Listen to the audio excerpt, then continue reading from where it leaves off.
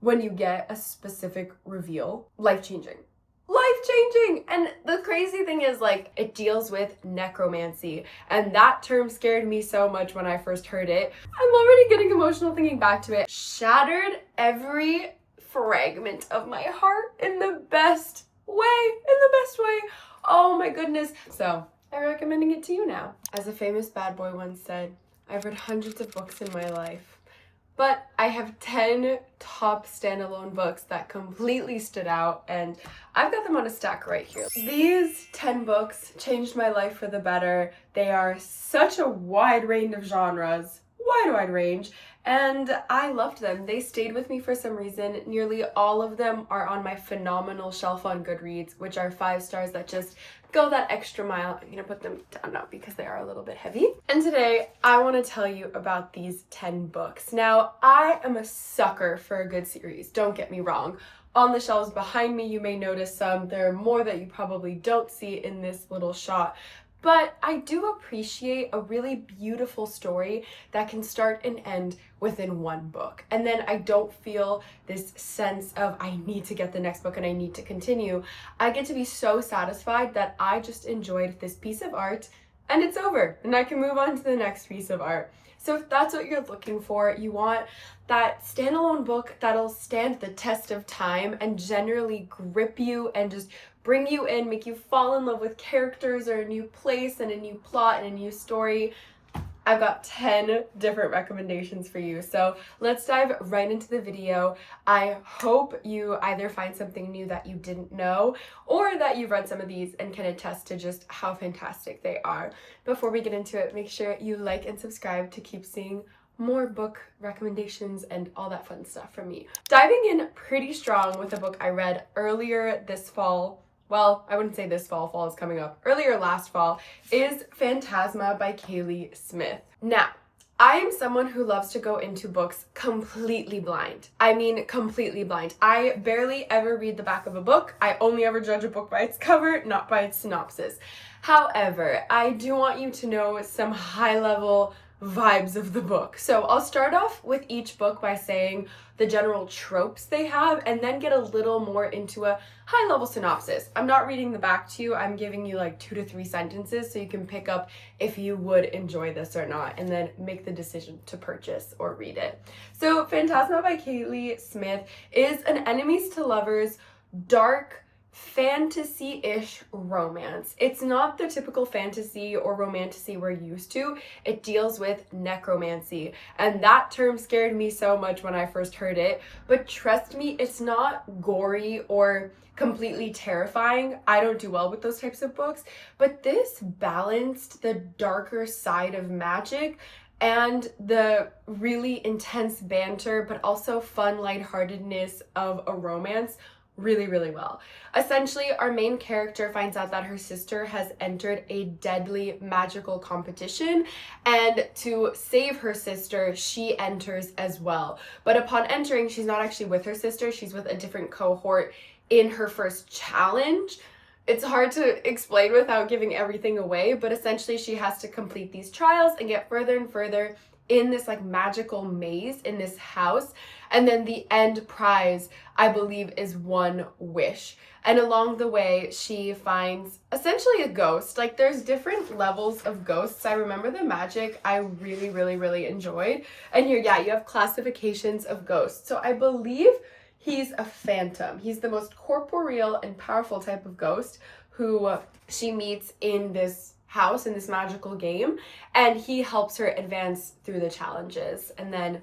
I really enjoyed it. Honestly, you see our main character kind of struggle with like, what is she willing to do to get ahead while still staying true to her values, and at the end it's just like, what alliance can I form with this phantom to get to my sister? So I highly recommend. It was so fun. I only read this book.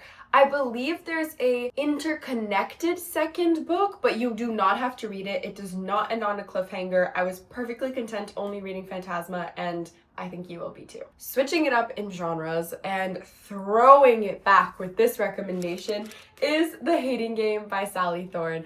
Oh, what a lovely, lovely book. This was popular many, many moons ago. Since then, it's actually turned into a movie, and it is essentially an enemies to lovers workplace romance. I didn't love the movie. I think it didn't do the book justice. Also, the character casting just wasn't what I envisioned when I read it. So I would highly recommend, if you haven't watched it, just read the book. The book is all you need. I'm sure there are some movie lovers out there, but this book was one of my first more adult romances, and especially my first like enemies to lovers, where I loved the enemy component. I find it so hard to do enemies to lovers if it's not fantasy, because why are you really enemies? Like, you obviously just have the hots for each other and this is banter, but they genuinely have these fundamental differences, whether it's their working style or just the more you get to know them, like, they have different visions for the company they're at, and they're gunning for the same promotion. So they genuinely have something like making them not like each other and almost be jealous of each other or have this competitive side come out. And I loved it. The banter is fantastic. All of the tropes, like when he takes care of her, oh, I loved it so much. I honestly might reread this. Like, I read this so many years ago, pre-COVID, and I still think so fondly. This is Sally Thorne's best book by far, and if you want a romance to fly through, this is your girl. Switching up again on genres, I want to recommend a super unknown book, which is The Boys Club by Erica Katz. I freaking adored this book, and how I found it was walking through the bookstore. I was perusing the shelves. I saw this like spine and I thought to myself, that looks pretty interesting. I picked it up. I do remember reading part of the synopsis for this one. I purchased it. I went outside to the little cafe of that bookstore, started reading, and that night I finished it because it gripped me from page one and I had to keep going. To give you a little bit of an overview, it is a fiction book where we follow our main character who has just gotten into this prestigious Manhattan law firm. And kind of near the beginning of the book, we see her and the sacrifices she makes to get into the inner circle with like all the old rich men. I wouldn't say old, but just all of the inner circle, like the true masterminds behind this law firm, and they all work in M&A. Like, that's like the top dog team you want to be in if you want that long-term career success and you really value your career and are okay with working crazy hours and sort of putting aside your morals to get ahead. So that's where she is in this world, in this male-dominated culture of this company. And along the way, a few things happen to her, and she's definitely treated differently and also expected to keep quiet when certain things happen. And it wasn't done in a preachy way. Also, it's funny because I am a woman, so reading this, I was like, well, I don't really need a lesson out of this. I more so just want to feel maybe validated, but also have an interesting plot to follow along. And it did that so well. I can't believe I'd never heard about this book before. I thought it handled the resolution at the end really in a satisfying way, but still real way. Like, it didn't just completely magically everything's happy and women rule and women have rights. Like, it was such a realistic portrayal of what a male-dominated industry can look like, but it was still really interesting. There's drama, there's twists, there's turns, there's women turning on women, and having it in this high-stakes team and environment at the law firm was done so well. Like, it was so gripping. I highly recommend. It is completely bingeable, and again, I read this so many years ago and it just stayed with me, like watching our main character, reading, not watching, her battle with what am I willing to sacrifice to get ahead, and at one point am I losing myself. Highly recommend.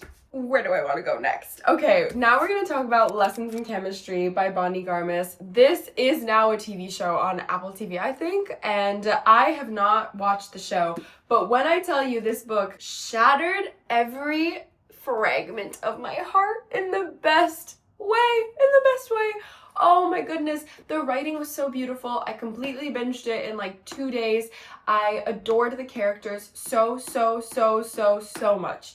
You are taken on an emotional roller coaster, and at the end of the day, we're in, I think, 1960s California. Unexpectedly, something happens to this family, and we essentially just follow a woman, a very powerful woman, trying to become a scientist when all the cards are against her, and of course a lot of sexism is holding her back when she's such a brilliant mind. We kind of find out from the start that she's unexpectedly pushed out of her career in science and becomes the host of a cooking show, and so it's dual timeline, and we're going back from present day where she's the cooking show host to in the past how she got to her scientific academic career, what happened along the way, what happened to end up where she is now, and then the end is just such a beautiful, heartwarming slice of life. Oh, it was so good. The plot is incredible and every character is so well explored, and I adored it. I felt like every character in this book was a real human being and I just wanted to be their friend and give them a hug. Where do we go from here? Okay, I think I'll talk about From Lukov with Love by Mariana Zapata. This is such a beautiful, massive, massive book. This is another standalone romance. It is not in an interconnected series. You do not need to read 5-6 different books and get all the characters. You have this one book, and man oh man will it stay with you. This book is about two figure skaters. He used to have a different partner. She used to be the top of her game. She got injured, she took a break, and now she's coming back and trying to get to the Olympics. And they're trying to get to the Olympics together as pair skaters. But some sizzling enemies to lovers romance happens along the way. It is such a crazy slow burn. And what I love about Mariana Zapata books is that the long journey it takes for them to hold hands is so satisfying because you genuinely see this deep connection they build along the way, and you believe the love when it finally gets to that point.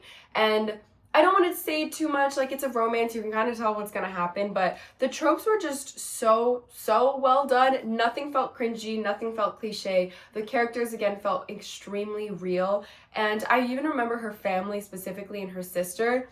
It was real people. It was written very maturely, and I binged this. It touched my heart, and I think it will yours as well. The next book is Everything I Know About Love by Dolly Alderton, and this is such a special book for me. She actually signed it when I met her in London and goes, "For Laura, I got you. Love, Dolly." How special is that? Oh, this book is a memoir by Dolly Alderton, who is hilarious, and I don't know if this is commonly known, but she had a podcast with Pandora Skies, which is one of her close friends, or it seemed that way when they were on the podcast, and that's how I discovered Dolly. I thought she was hilarious, and then I found out she put out a memoir, which I think blew up. A lot of people have heard about this book if they're in any way in the nonfiction world, and it is such a gorgeous, hilarious, relatable portrayal of growing up, changing your values, going through breakups, dealing with friendships, going to university, moving out, figuring out adulthood, your feelings, just becoming a woman, but also becoming a person. I think anyone, anywhere in the world could read this and take so much out of it, laugh along the way, but learn about themselves, and just at the end of the day, step back and realize friendship is one of the most beautiful gifts you could have, and it is so important to nourish those relationships. Switching up lanes again because I just think that's the more fun way to do it. The Nightingale by Kristin Hannah. This is one of the only books in the recent years that made me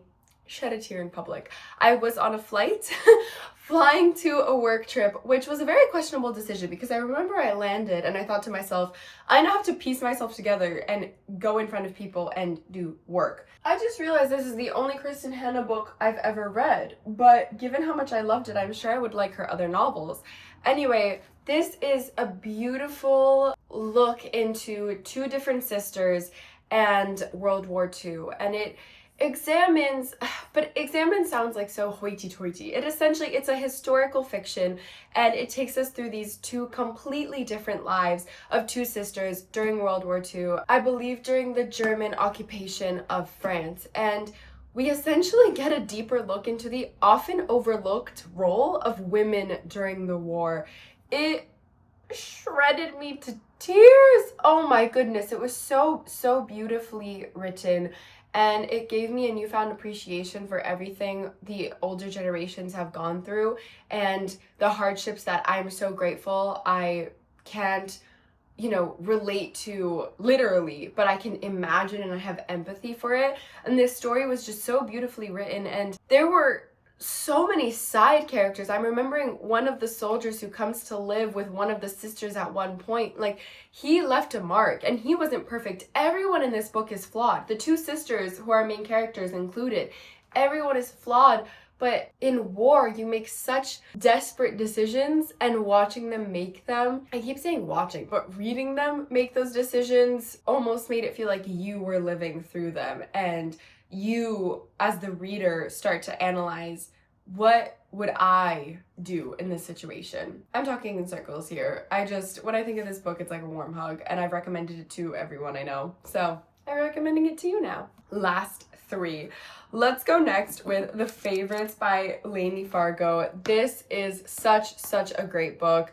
Layne wrote a fantastic story about 2 figure skating stars who all of a sudden have a fallout. There's a bit of a scandal. It was so dramatic. It was filled with glitz and glamour of them starting from nothing. It's kind of like a rags to riches story. And then I want to say back to rags, but not actually. It's just these 2 inseparable main characters. To the world, they were a scandal, to each other, an obsession. That's such a good way to put it from the front of the book. But one quarrel I had with this book is when you get to the end and you realize like what brought them apart, but then they kind of find their way back to each other again. I was very frustrated, and I found one of the things was unforgivable, but not everyone will. And I still loved the journey to where we ended up in the book so much that I was willing to overlook that one flaw of the end. Like, even though I could never get over that in a relationship, they were such flawed characters, and their chemistry was so wild, and their journey of everything they abandoned in their lives before figure skating and fame built them into who they were now. And it's definitely a character study. The plot is really intense as well, though. Like, they make it all the way to the Olympics at some point, which we find out pretty early on from looking back. I don't think it jumped timelines. I can't quite remember, but we do get context of where they're going to end up. And then we follow that journey from when they're young and just starting off in the middle of nowhere and escape home to try and make it as figure skaters. So really fantastic. The other set of main characters really added such a great element to this book. The messiness with the best friends and the siblings. Oh, it was fantastic. It was like similar-ish to Gossip Girl, not quite, but it had that dramatic twists and turns and who did that? Why? Whatever. Yeah, it's exciting. It's a very exciting book. I guess it's romance. Like, the 2 main characters' connection and chemistry and obsession is a big pillar of the book, but I would classify it more as fiction, to be honest. Ooh la la, this book. See, I'm gonna recommend it. Alchemized by Senu. But you also have to be prepared to, 1, completely derail your life when you take on this tome of a book. I have a whole reading vlog dedicated to getting through this, and I highly recommend. Oh my gosh, I can't flip through. I'm gonna get like flashbacks. This was such a wild ride. For the first third of the book, I hated one of the protagonists with every bone in my body, with every fiber in my being. And to have that completely flipped when you get a specific reveal, life-changing. Life-changing! And the crazy thing is, like, that is the premise of the book, and you kind of know that from the start, but it was to actually go through it myself and realize how easily I can be manipulated as a reader was such an eye-opening experience. Anyway, Alchemized is a very dark romantasy. I have a hard time even calling it a romantasy. Essentially, it follows the post-war world where there are necromancers and very dark forces of magic, and one of the old members of the resistance who was fighting against the evil side ends up like waking up somehow. They were torturing her, and like she essentially has a defect and she's still able to be alive, which no one understands how. And so they bring her to like one of the most evil torturer guys to try and fix her and find out what memories she has. It is extremely dark, and I hate gore, so it was really hard to get through like the first few chapters, to be quite honest. But then once I got past that, I completely fell in love with the book and had to find out what happened. The twists and turns were really good. It was just extremely dark, and I think the author really tried to make you understand at the start that this is the world if evil wins. Like, this is what we would live in if the world was evil. Essentially, it is a Harry Potter fanfic turned traditionally published, so a lot of elements changed. I never read Manacled, so I don't know how similar or dissimilar they are, but imagine like Lord Voldemort and the Death Eaters one, that's the world that Alchemized is set in. But after almost 1,000 pages, did I cry at the end? I don't know if I cried, but I was pretty much depressed for a week. But I still recommend it. It completely changed my life. And it's a bit of a cheat because some fantasy books, it does take just more pages and more content to get really into the world and the magic system. And this one, you just have 1,000 pages to do it. So you only need the standalone book. And last but not least, arguably one of my favorites, but I truly love all of these standalone books, Tuesdays with Morrie, An Old Man, a Young Man, and Life's Greatest Lesson by Mitch Albom. If you haven't heard about this book, years and years after graduating university, our main character, it's actually Mitch himself, reconnects with his old professor, Morrie, who left such an impression on him. When he finds out that Morrie has ALS, he reaches out and he begins Tuesday sessions, we'll call them, where he goes in and just picks Morrie's brain on anything. He always loved his view on life. He feels like personally, Mitch is at a bit of a crossroads between valuing his career more or his relationships, his family, his passions, and his free time. And I genuinely just got a heart attack. I don't know what breeze opened our front door. Oh, that was scary. Okay, I just made sure it was locked now. Anyway, Morrie helps Mitch understand and analyze what he truly values in life, and it's such beautiful conversations they have. I mean, I listened to the audiobook and read it physically because in the audiobook it's Mitch narrating it, and then he also inserts a clip of when he's transcribing Morrie. My dad told me that, which is so cool. And essentially every chapter, I believe, is a different lesson. So the first Tuesday we talked about the world. The second Tuesday we talk about feeling sorry for yourself. The third Tuesday we talk about regrets. The fourth we talk about death.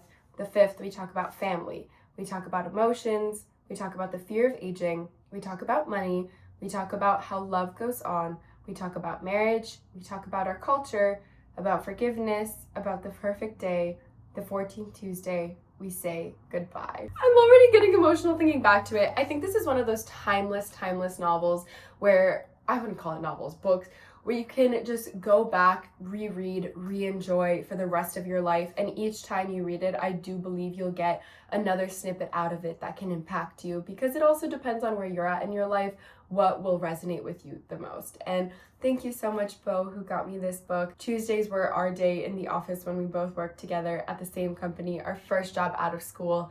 And I'm so grateful to her for showing me this book, and it has lasted with me forever. And now I'm passing it off to you to let you all know that it is absolutely worth your time. Whew, there we have it. Those are my top 10 standalone books that will honestly stay with you forever because they have with me. I can vividly remember either a place or a specific moment in time where I was reading these books and why I love them so dearly. I know it can be pretty tough to get into reading sometimes. Life gets so busy, and maybe you don't want to pick up a 10-book series, and instead you just are looking for one book that you know from start to finish, this is all you have to commit to and you will get something out of it. Well, pick up any of those books that I just mentioned and that is what you will have. Thank you if you've made it all the way to the end. I had such a fun time rambling about books to you this entire time.